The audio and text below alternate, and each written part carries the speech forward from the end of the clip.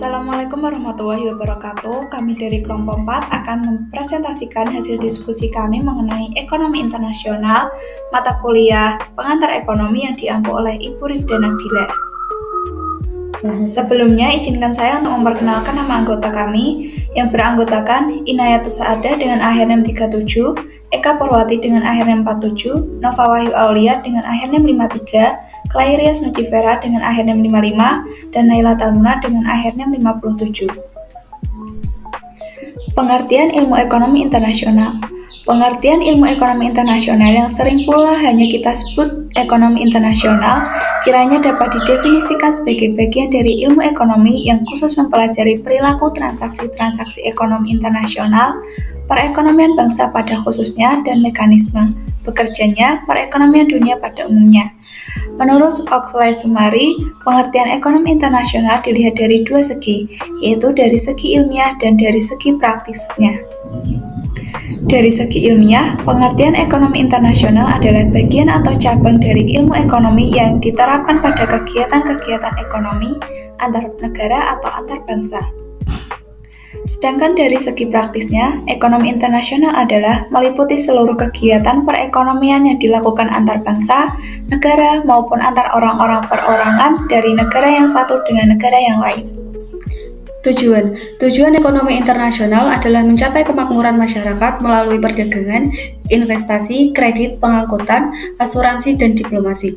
Perdagangan internasional berbeda dengan domestik karena adanya perbedaan hukum, mata uang, biaya cukai, budaya, kebiasaan, dan kondisi pasar akibat faktor politik, sosial, ekonomi, dan budaya.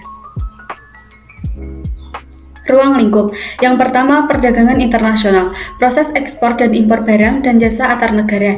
Yang kedua, keuangan internasional, yaitu perpindahan dana dan investasi lintas negara termasuk valuta asing atau falas dan kebijakan moneter.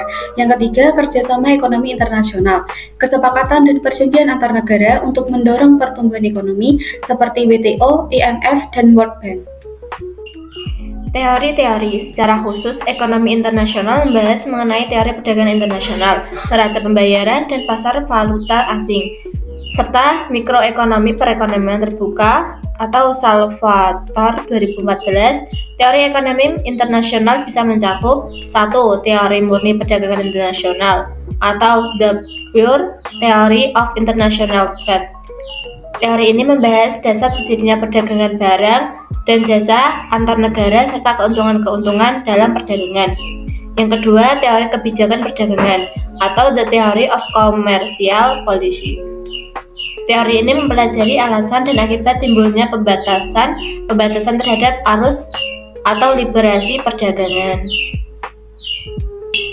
Yang ketiga, neraca pembayaran, The Balance of Payment. Neraca pembayaran mencatat pembayaran agregat atau total kepada negara lain dan penerima agregat dari negara lain di dunia. Hal ini mengenai pertukaran kurs suatu negara atau nilai tukar valuta asing dengan negara lain. Yang keempat, yaitu penyesuaian dalam neraca pembayaran, Adjustment in the Balance of Payment. Membahas mekanisme penyesuaian terhadap keseimbangan neraca dan pembayaran di bawah sistem moneter internasional yang berbeda. Yang selanjutnya yaitu pentingnya studi ekonomi internasional. 1. Pengaruh globalisasi ekonomi ditandai oleh keterbukaan pasar, liberasi arus uang, dan transfer teknologi. Yang kedua, ketergantungan ekonomi. Negara saling bergantung didorong oleh perusahaan multinasional dan persaingan global. Yang ketiga, e-commerce. Memfasilitasi perdagangan lintas negara tanpa batas geografis memungkinkan konsumen membeli barang atau jasa dari seluruh dunia. Yang keempat, memajukan teknologi telekomunikasi, mengurangi biaya layanan internasional dan mempercepat ekspansi pasar. Yang kelima, tantangan persaingan. Pengusaha lokal harus bersaing dengan produk luar negeri di pasar global. Yang keenam, penting bagi konsumen, bisnis, dan pemerintah, yaitu membutuhkan pemahaman pasar global untuk mengambil keputusan cerdas dan strategis. Selanjutnya itu hambatan-hambatan. Yang pertama ada hambatan tarif, pajak yang dikenakan pada barang impor. Yang kedua ada hambatan non-tarif, kuota impor, regulasi standar, kualitas, dan birokrasi. Yang ketiga ada fluktuasi nilai tukar, perubahan nilai tukar mata uang yang dapat mempengaruhi daya saing produk ekspor. Yang selanjutnya ada dampak terhadap ekonomi domestik. Yang pertama ada dampak positif, meningkatkan pendapatan negara, menciptakan lapangan kerja, dan mempercepat transfer teknologi. Yang kedua ada dampak negatif, meningkatkan ketergantungan pada impor, menyebabkan defisit neraca perdagangan, dan risiko pengaruh dari krisis ekonomi global. Selanjutnya adalah kebijakan-kebijakan. Yang pertama, kebijakan proteksi, yaitu upaya melindungi industri dalam negeri dari persaingan produk impor melalui tarif dan kuota. Yang kedua, kebijakan liberal, mendorong perdagangan bebas tanpa hambatan tarif maupun kuota. Kemudian lembaga-lembaga. Yang pertama, World Trade Organization atau WTO, mengatur perdagangan internasional dan menyelesaikan sengketa dagang. Yang kedua, International Monetary Fund atau IMF, memberikan pinjaman kepada negara yang mengalami krisis keuangan. Yang ketiga, World Bank, membiayai proyek pembangunan di negara-negara berkembang.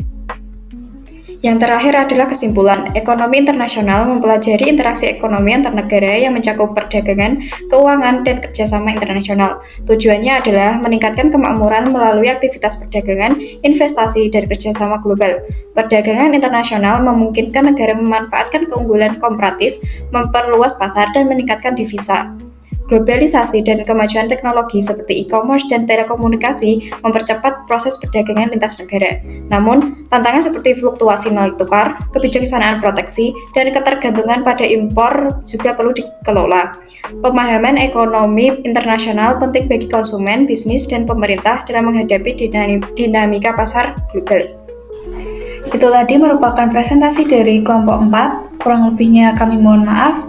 Wallahul muwaffiq ila aqwamit thoriq. Wassalamualaikum warahmatullahi wabarakatuh.